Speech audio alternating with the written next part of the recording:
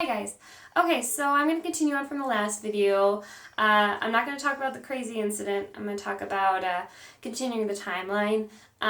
So during the year that I was staying with his father, it was towards the end. We had the first black eye incident, and you'll find that on my channel somewhere if you want to go find it. But it was my first black eye that I got from him, and his family and my friends all just kind of convinced me that it was okay because he didn't actually hit me and he didn't mean to give me a black eye, and it was an accident, and despite the fact that he gave me a black eye, it wasn't intentional and it wasn't his fault, and he didn't actually punch me, so it didn't matter. And eventually I believed it too, and at first I was just like, no, we're done. I found an apartment, I moved out, we were done. Done. And then after all the convincing and the persuasion, him trying to persuade me, he was so persistent, which is one of the things I really loved about him. But it ended up being a bad thing in the end.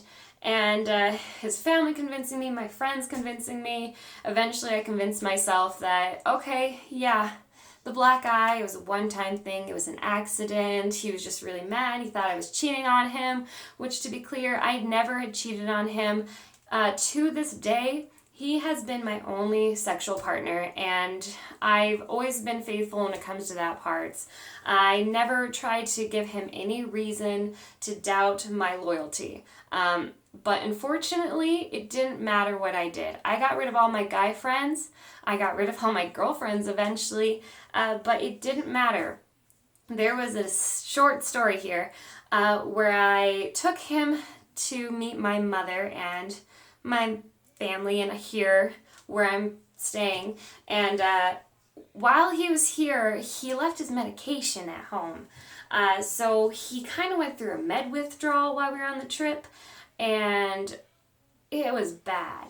And there was an incident where I was paying for something with a credit card, and the guy that was cashiering grabbed too far and swiped across my hand. And all hell broke loose. My mother was right there. It was so embarrassing. He was so unstable. And he just started accusing me of cheating on him with the cash register guy. My mom was just like, this guy's crazy. What's wrong with him? And I was like, he forgot his meds. And she was like, there's no excuse. I'm like, he's normally not like this. And it was just bad. So he accuses me of cheating on him, even when I'm paying for an item at a store and he's right next to me. So it doesn't matter what I do. He always accused me of cheating on him, and I tried to give him no cause or reason to. I gave him open access to my phone. I gave him my exact location. I'd call him to and from wherever I was going so that he knew where I was and where I was going and everything. But it didn't matter.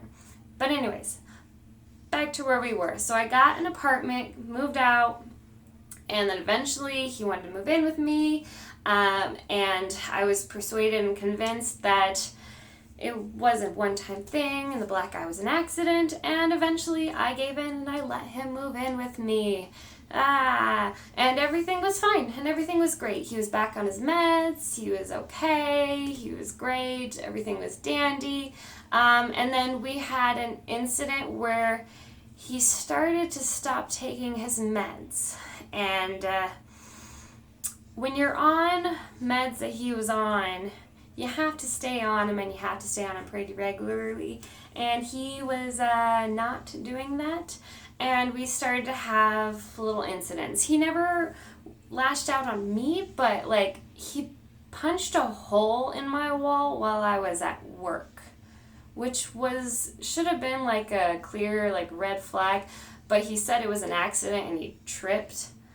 And I should have connected that dot, but I was just like, oh, accidents, you trip, it happens, patch the hole up, it's fine. And then, he just started to get really jealous all the time. And then I told him he had to get on his meds again, and he didn't, and he wouldn't get on his meds again. And then after a year of dealing with that and trying to get him on his meds, I was like, I can't do this anymore. And I was trying to buy a house, and I actually found a house, so we were settling up that deal, and I told him that once I got this house, I was going to move into the house by myself. He was going to have to move back where he was in one of his parents' houses or a friend's house, or I didn't care. And then he wasn't allowed to live with me in my new house. So I bought my new house, and I got a dog. I was fixing it up. He was staying elsewhere. We were done. And then he wanted to hang out and talk and see the dog, and I was like, okay, sure. And then we hung out, and he saw the dog, and one thing led to another, and we hooked up, and I got pregnant. Oops, that happened. And after the hookup, I didn't know I was pregnant yet, and he was talking to me, and he's like, I'm really sorry. I know I was bad. I know it was awful. I know that I treated you wrong. And he would tell me that he wanted to be with me. And then 10 weeks later, I told him, I was like, hey, so that happened. And the first thing I actually did was I went to an abortion clinic. If we're going to be all honest, and I'm throwing my heart out of my sleeve, I went to an abortion clinic. I didn't want to have a baby with this guy, okay? I'd been through enough craziness with him. I was done at that point. I wanted out. I wanted to live a free life of him. And I knew that if I had this baby with him, I would be tied down to him. And I didn't want that. So I went to the abortion clinic, and they told me that, in order to have the abortion happen, they have to do an ultrasound, and they have to make sure that the baby's in the right spot, or to find out how far along it is, so that they can make sure they're doing the right measure, because I was going to do the pill method, that just basically you just take a pill and that's it. So I went there, and they did the ultrasound, and then they showed me, right? And then they show you the little flutter of the heart, and that's where I lost it, and I knew I couldn't have the abortion. So I went through with the pregnancy, and I was talking to him about it, and I really didn't want to get back together with him, but he wanted to be a part of this child's life, and he supported me, and he's like, we need to be a family. We need to make this work. I'll go to counseling. I'll take my meds. We'll do anything to make this work. I want to be in this baby's life. I want to be in your life. And I was like, well, I don't want to raise this baby alone. So I took him back. And we started fixing up the house. I should have just stopped there, and I know that I should have just done it by myself, but I was so scared. Alright, so there's a baby involved at this point, and I wanted a baby to have a father. So I figured if he got on his meds and he took counseling, we could figure it out. And I was doing repairs on the house, and I did wood floors, or like the laminate, and I ended up installing it by myself. He wasn't working. I was the only one working, and he was gone all the time. And I didn't know why he was gone all the time, because he had no place to go. I was the only one working. But I didn't try to fight. I just wanted to be a happy family. I wanted to make it work. I wanted to figure it out. I wanted to do the best that I could for this child, okay? So I did that, and then it just kind of, he kept going a little, he always accused me of cheating, even when I was pregnant, and it kept happening. And then it was 2 weeks before I had my baby, I found out he was cheating on me 2 weeks beforehand.